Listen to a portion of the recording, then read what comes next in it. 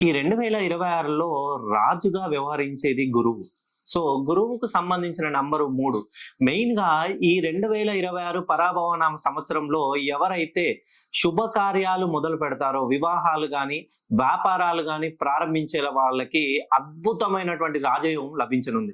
ఎందుకనంటే ఏ పని చేయాలన్నా దానికి సపోర్ట్ చేయవలసింది న్యూమరాలజీ ప్రకారం గురువు. ఆ గురువే ఈసారి ఈ 2026 సంవత్సరానికి రాజుగా వ్యవహరిస్తున్నారు.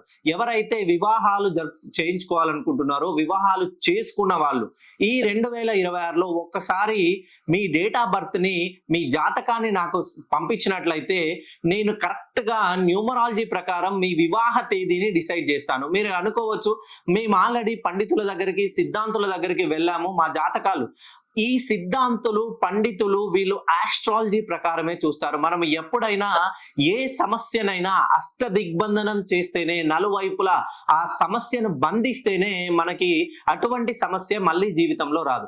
అలానే ఎప్పుడైతే పండితులు, సిద్ధాంతుల దగ్గరికి వెళ్తారో వాళ్ళు జ్యోతిష్య శాస్త్ర ప్రకారమే మీ జాతకాన్ని పరిశీలించి దానికి అనుగుణంగా తేదీలను ఇస్తారు. కానీ న్యూమరాలజీ ప్రకారం ఒక్కసారి మీరు వివాహ తేదీని డిసైడ్ చేసుకొని చూడండి. మీ జీవితంలో అద్భుతంగా మీరు వివాహమైన తర్వాత మీ జీవితం 3 పువ్వులు 6 కాయలుగా విరాసిల్లుతుంది.